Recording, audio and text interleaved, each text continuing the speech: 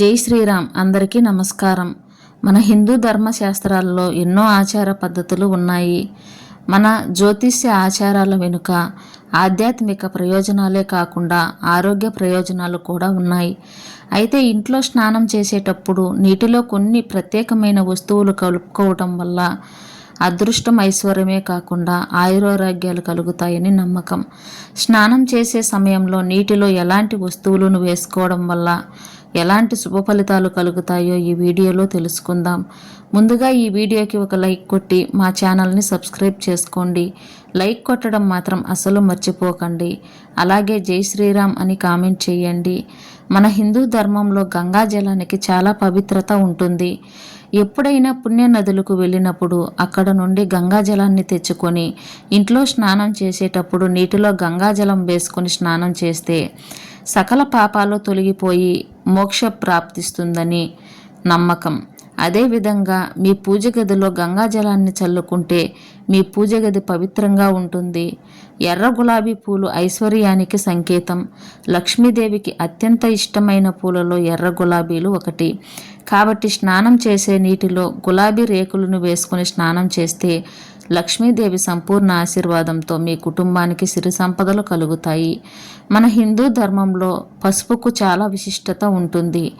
అయితే ఇంట్లో స్నానం చేసేటప్పుడు నీటిలో కొంచెం పసుపు వేసుకుని స్నానం చేస్తే సకల శుభాలు కలుగుతాయి. దుష్టశక్తుల పీడ తొలగిపోతుంది. చర్మ వ్యాధులు కూడా తగ్గుతాయి. ముఖ్యంగా గురుగ్రహ దోషాలు తొలగిపోతాయి. అలాగే ప్రతి వారానికి ఒకసారి ఇల్లంతా పసుపు నీళ్లు చల్లుకోవాలి. ఇల్లంతా పసుపు నీళ్లు చల్లితే మీ కుటుంబానికి చాలా మంచి జరుగుతుంది. మనలో చాలామంది ఎన్నో రకాల అనారోగ్య సమస్యలతో బాధపడుతూ ఉంటారు. అలాంటి వారు ప్రతిరోజు స్నానం చేసేటప్పుడు నీటిలో 2 తులసి ఆకులు వేసుకుని స్నానం చేస్తే రోగనిరోధక శక్తి పెరిగి మంచి ఆరోగ్యం లభిస్తుంది. అలాగే డబ్బు పరంగా కూడా బాగా కలిసి వస్తుంది. అలాగే కుంకుమకు చాలా ప్రాధాన్యత ఉంటుంది. కుంకుమ అంటే లక్ష్మీదేవికి ప్రీతికరమైనది కాబట్టి స్నానం చేసే నీటిలో కొంచెం కుంకుమ వేసుకొని స్నానం చేస్తే విపరీతమైన ధనలాభం, అలాగే విపరీతమైన ఐశ్వర్యం సిద్ధిస్తుంది. రాళ్ళ ఉప్పుకు చాలా శక్తి ఉంటుంది. రాళ్ళ ఉప్పు లక్ష్మీదేవికి ప్రీతికరమైనది కాబట్టి నీటిలో కొంచెం రాళ్ళ ఉప్పును వేసుకొని స్నానం చేస్తే నరదృష్టి సమస్యలన్నీ కూడా వెంటనే తొలగిపోయి మీకు, మీ కుటుంబానికి సకల ఐశ్వర్యాలు వరిస్తాయి. మంచి సువాసనలు గల యాలకులు ధనలక్ష్మీదేవిని ఆకర్షిస్తాయి. కాబట్టి ఇంట్లో స్నానం చేసేటప్పుడు నీటిలో 2 యాలకులను వేసుకొని స్నానం చేస్తే జాతకంలో ఉన్న దురదృష్టం మొత్తం తొలగిపోయి విపరీతమైన అదృష్టం కలుగుతుంది. మన జాతకంలో ఏదైనా దోషం ఉన్నా, జాతకంలో ఉన్న గ్రహాలు బలహీనంగా ఉన్నా మనల్ని త్వరగా దుష్టశక్తులు ఆకర్షిస్తాయి. కాబట్టి నీటిలో 2 లవంగాలు వేసుకొని స్నానం చేస్తే దుష్టశక్తుల ప్రభావం తగ్గుతుంది. మీ ఆరోగ్యం కూడా మెరుగుపడుతుంది. రావి చెట్టులో త్రిమూర్తులు కొలువై ఉంటారు కాబట్టి నీటిలో 2 రావి ఆకులను వేసుకొని స్నానం చేస్తే త్రిమూర్తుల ఆశీర్వాదం వెంటనే కలుగుతుంది. అదేవిధంగా పితృదోషాలు కూడా తొలగిపోతాయి. ముఖ్యంగా శని దోషాలతో ఇబ్బంది పడేవారు ప్రతి శనివారం తప్పనిసరిగా నీటిలో రావి ఆకులు వేసుకుని స్నానం చేయండి. శనిగ్రహ దోషాలన్నీ వెంటనే తొలగిపోతాయి. మన హిందూ ధర్మం ప్రకారం మనం స్నానం చేయడానికి కూడా ఒక విశిష్టమైన సమయం ఉంటుంది. ఉదయం సూర్యోదయానికి ముందే, అంటే ఉదయం 6 గంటల లోపే స్నానం చేస్తే మంచి ఆరోగ్యం లభిస్తుంది. మీ కుటుంబానికి కూడా చాలా మంచి జరుగుతుంది. ఉదయం 5 నుండి 6 గంటల మధ్యలో స్నానం చేస్తే దీన్ని దేవతల స్నానంగా పరిగణిస్తారు. కాబట్టి ఈ సమయంలో స్నానం చేయడం వల్ల సుఖవంతమైన జీవితంతో లభిస్తుంది. అలాగే ఉదయం 6 నుండి 10 గంటల మధ్యలో స్నానం చేస్తే ఇది సాధారణ స్నానంగా, మనుషులు స్నానంగా భావిస్తారు. ఈ సమయంలో స్నానం చేస్తే మానవులకు అదృష్టం పెరుగుతుందని నమ్మకం. అయితే ఉదయం 10 దాటిన తర్వాత స్నానం చేస్తే దీన్ని రాక్షస స్నానంగా పరిగణిస్తారు.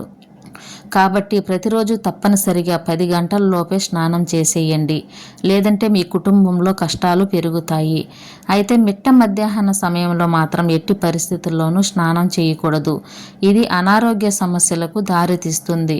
ఇక మన కుటుంబంపై శివుని ఆశీర్వాదం ఉంటే జీవితంలో ఎలాంటి కష్టాలు ఏర్పడకుండా ఆ శివయ్య మనకు ఇంటిని రక్షిస్తాడు. కాబట్టి శివానుగ్రహాన్ని సులభంగా పొందాలంటే నీటిలో బిల్వపత్రాలు వేసుకొని స్నానం చేయండి.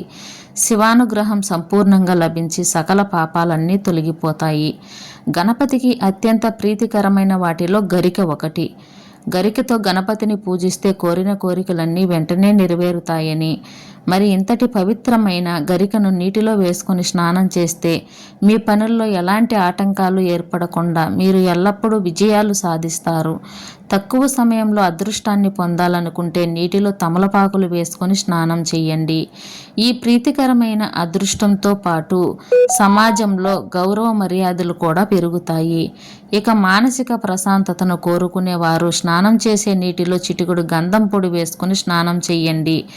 ఒత్తిడి తగ్గి మానసిక ప్రశాంతత లభిస్తుంది. గ్రహ దోషాలు కూడా తొలగిపోతాయి. ముఖ్యంగా ప్రతి సోమవారం నాడు నీటిలో గంధం వేసుకొని స్నానం చేస్తే శివానుగ్రహం సులభంగా లభిస్తుంది. ఆవు పాలకు చాలా శ్రేష్టమైనవి. ఎందుకంటే గోమాతలో 33 కోట్ల మంది దేవతలు నివసిస్తారు. కాబట్టి ఇంట్లో స్నానం చేసేటప్పుడు నీటిలో కొన్ని ఆవు పాలు పోసుకొని స్నానం చేస్తే మీ ఇంటి సంపద అలాగే ఇంటి ఐశ్వర్యం వృద్ధి చెందుతుంది. అలాగే మీ శరీరం కూడా శుద్ధి అవుతుంది. మానసిక ప్రశాంతత కూడా లభిస్తుంది. జాతకంలో శుక్రదోషాలతో బాధపడేవారు అలాగే వైవాహిక జీవితంలో ప్రశాంతత లేకపోతే స్నానం చేసేటప్పుడు నీటిలో కొంచెం ఆవు నెయ్యి కలుపుకొని స్నానం చేయండి. శుక్రదోషాలు తొలగి మీ వైవాహిక జీవితం సంతోషంగా ఉంటుంది. అలాగే శారీరక శక్తి పెరుగుతుంది. మీరు ఎల్లప్పుడూ ఆరోగ్యంగా ఉండాలంటే స్నానం చేసే నీటిలో కొంచెం తేనె కలుపుకొని స్నానం చేయండి. మంచి ఆరోగ్యం అలాగే దీర్ఘాయుస్సు కలుగుతుంది. మీ చర్మం కూడా కాంతివంతంగా మారుతుంది.